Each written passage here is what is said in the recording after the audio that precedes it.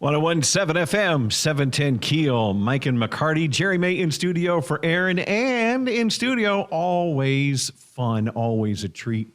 Twin Blends, Northwest Louisiana History Hunters. I got the name right. Yep, you did. Mike and Mark Mangum in studio with us. First of all, good morning, guys. Good morning. Good morning. Thanks for having us. Good morning. It's been a long time since you've been in because you hadn't seen our new studio. No, this is nice. Very This is- nice. Yeah, Very nice. They've actually until they figure out I don't belong here. Then you know. I noticed they got Ruben in another room by himself. He probably likes that. Hey, He's waving. I think Ruben likes it. Aaron and I don't like him not being in the same room with us, but I think he likes it. But tell us what's going on, you guys. Y'all are doing walking tours downtown. Yep. You got one Well, today, it's- this morning. No. what he said, I missed it. Are we doing one today? Oh, God. No. Well, first of all, thank you for having us, and thank you for letting us come on, and we get to meet Jerry May, and didn't realize he was tall as he is. I mean, he's like a giant. I didn't realize that. So anyway, thanks for having us on. So. Yeah, but the tours, back to the tours, we're Get in the close to planning. this, We're there in you the go. planning stage, and it'll probably be January, maybe Well, February. I just had knee replacement surgery. It's been about 8 weeks ago, and I'm still recuperating. After the first of the year, I'll be good to go. We'll be sure and let everybody know ahead of time. So tell us about, first of all, some of these collections that you guys have been able to obtain. The Thurman C. Smith collection. Yes, Thurman C. Smith, and you guys have come across just some jewels. Amazing. About- Amazing. We're pretty close to donating it or getting it back to Scott and Thurman to donate to the LSUS archives. We've been doing it for several, Well, we've been going through and picking out the historically significant photos because he did portraits, he did commercial pictures, a lot of stuff, and man, he captured some really important history over the years.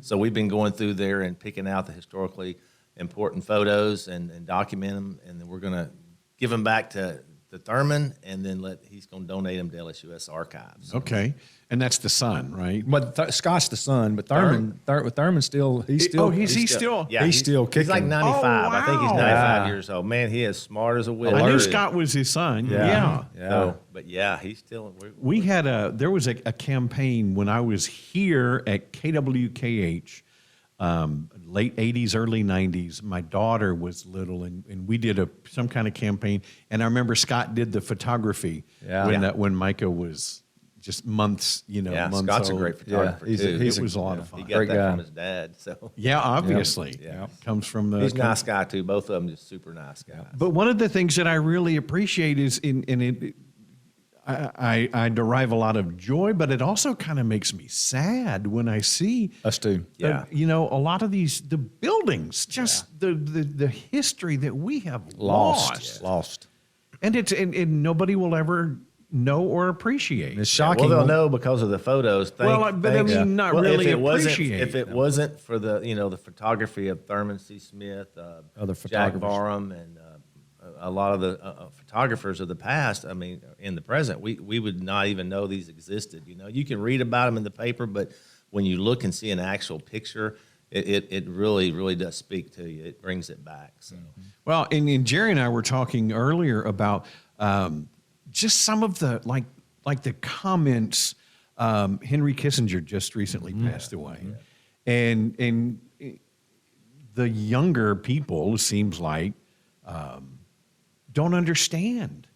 And when you don't understand history, Yes, that's when you're doomed to repeat that's it. right. Yep. That's right. And so when we lose that, and that's why I'm so appreciative of guys like you and Eric Brock and Ernie Robertson, Gary Joyner. Yeah.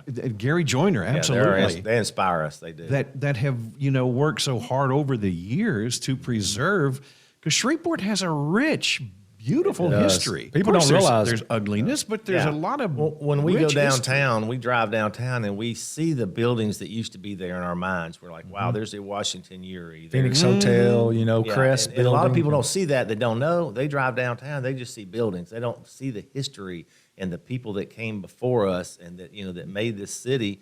And I think these pictures that we post, they bring that back to people. They introduce a lot of people to it, and then they bring it back in memories and when they're with their grandparents, their great grandparents. Well, and then just some of the old homes, these beautiful homes That were downtown. That were downtown. Yes. Yeah. You don't think about homes being downtown. Now we think about downtown living in their condos Yeah. and their, converted stores, but there used to be beautiful homes. Beautiful. Yes. Right there on Like- Travis. And we've Street. seen thousands and thousands of pictures of downtown in the area, and we are still shocked at some of the pictures that we find. We find places that we see in picture like we didn't even know were there, so. Like the Logan Mansion. There were buildings, homes All like over the that place, all throughout downtown. Yeah. Yep. And it's just heartbreaking. Yeah.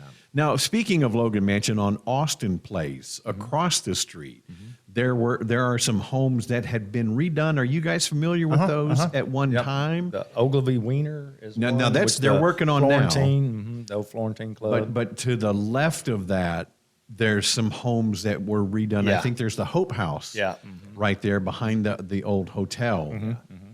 And I thought maybe those were, but they look empty and they look like they're dilapidating again. Yeah, they do. I think they were occupied at one time, but I'm like you. I don't know that they're occupied. We delivered some food just before Thanksgiving to the Hope House through the Humane Society of Northwest Louisiana. And so I was waiting on some more people to come to bring food. So I kind of walked next door and was looking at those old homes. Yeah. And they're empty. And I was just like, oh my gosh, this is, again, such a waste. Yeah, it is. It You is. can't blame that on the city, No. but you don't want to see this history being lost. Yeah.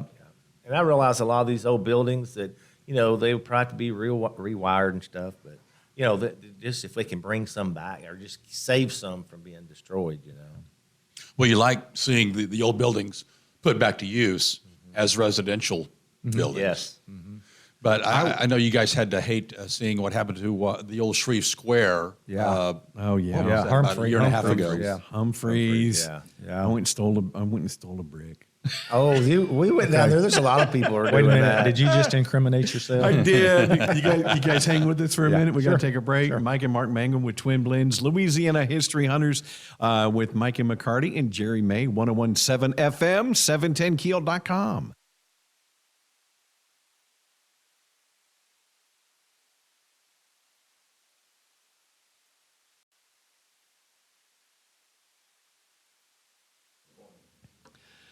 .117 FM, 710 Keel, Mike and McCarty with Jerry May in studio for Aaron and Mike and Mark Mangum from Twin Blends, Northwest Louisiana History Hunters. Tell me about this. What is it, Mugginsville? What's the name? What is that from? Mugginsville. People used to get mugged down there. No, they say it's different things. I forget where it comes from. We got some newspaper articles, and one is from the late Eric Brock, attached to our post that we made today on it, and it explains a little bit about it. That picture you're looking at right there, that's where the Tell 'em where Slattery building. they're- Okay, they're looking at it. Okay, it's from what does it say? 1890. 1890s. Texas at Marshall. Slattery building's right there with the arrow, and on the right's where the courthouse lawn is, and so that's a pretty cool picture. That's where the Manhattan Saloon was. Yeah. where The Slattery- Manhattan Saloon. one of the last last- saloons in Shreveport. Yep. Yeah, I see And- the sign there. Yeah. And you guys have, you found a bottle intact? Sure did. With this Mugginsville dig. Now, the Mugginsville, is that where the Shreveport Common Park Yes. is? That's Yes. what you were saying? Back in 2019, when they were excavating it and clearing it all out, we were driving by, and Marty Lotion with the Spring Street Museum was walking across there, and he saw what was a bottle dump, and he called us over there, and he got a backhoe and started digging, and it was about over 100 bottles. And that's we pulled intact out of there. bottles. There were broken ones, Right. but Yeah, most But it was of them all were intact. clay, and it was like they were all. That's why they were intact, because it was hard, soft clay, and it was real And muddy. we found over 100 horseshoes because there used to be a Blacksmith shop there. shop at that spot years and years ago. Yeah, it was neat, just pulling A bottle after bottle. blacksmith shop. And if you all are interested, this is like the top post on your Facebook page. Yes. Yes. We made Twin it this Blends morning because we Photography. wanted to talk about it. Yeah. Yeah, Twin Blends Photography. Yeah. I'm sorry, I'm going through these pictures of some of these bottles. I love this stuff. Yeah. Well, we got a video. We got 3 videos. One's a video of us digging, like music to it, and another one is us talking and, falling over in the mud and having fun and just pulling bottles out. You guys did a video on the old Spar Stadium. And how much of that is still standing? It's just the foundation, really. The concrete steps and stuff. There's no roof or seats or anything like that. It's all It's gone all now. We have gone. like 3 videos on that. Yeah, so, yeah. but We went just out there. that's one of the first videos we did. We used our drone and we just went out there and had fun. Yeah. That's been a long time ago. Yeah, I posted that on the Keel News website because somebody went through Fairgrounds Field, I don't know who, and took a lot of pictures. Oh yeah, It wasn't us. Oh, Mike Martin. Okay, here we go again. Shreveport Police, are you listening? I hope you were suited up for that. Yeah. I had my protection Yes. suit Yeah. on. Yeah. I've been through there too. Have you really? And- oh, yeah. Y'all a bunch of criminals. We flew over with the drone. Our drone was the only one in there. Talk about history. Jerry asked a question. I'm going to run next door real quick. Okay. Oh, I'm curious right now. What have you done with all these bottles? I'm fascinated now since I'm clicking on your post here on Facebook. Mm-hmm. What's going on with these bottles that you found? Well, Marty Lotion has them at the Spring Street Museum. Okay. Some of them are on display. A lot of them is in the basement and stuff. But yeah, we've got them cleaned up. Of course, we took some home ourselves.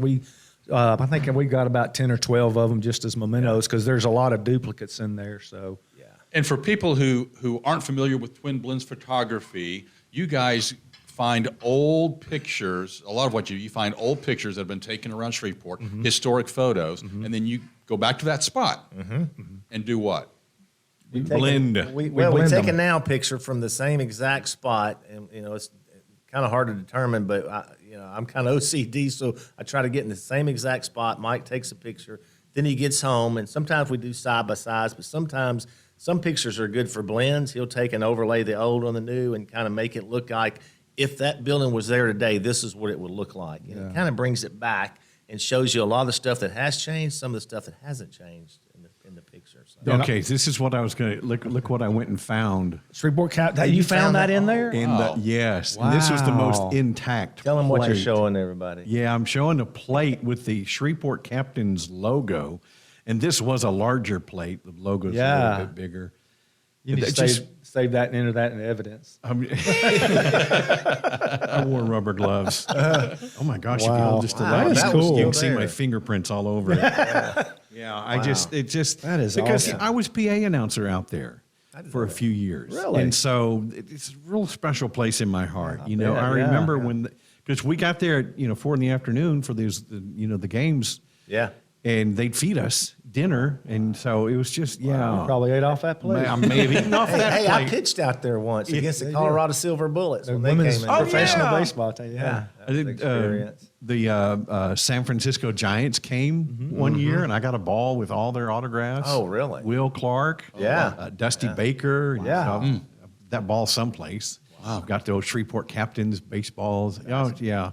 So it makes me sad to see Yeah. Fairgrounds Field the way it is, It but is.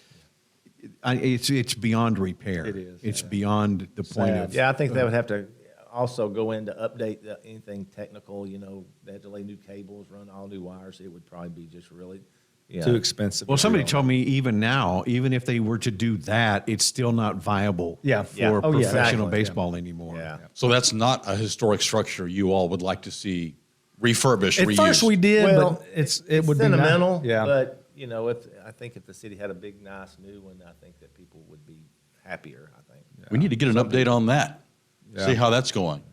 Yeah, well, we talked to Mayor Arsenault, and of course, a lot of it's contingent on the plan with Rev Entertainment, Right. And so, but they were still in that the environmental study and with the bat guano, which I never Yeah. saw any of, but it was kind of creepy. Some of those down underneath the Oh, yes. stadium. I bet. Did you see the bats? I was there No when they bats. were rounding up the bats. Yeah, no bats, they're gone. That was pretty fascinating.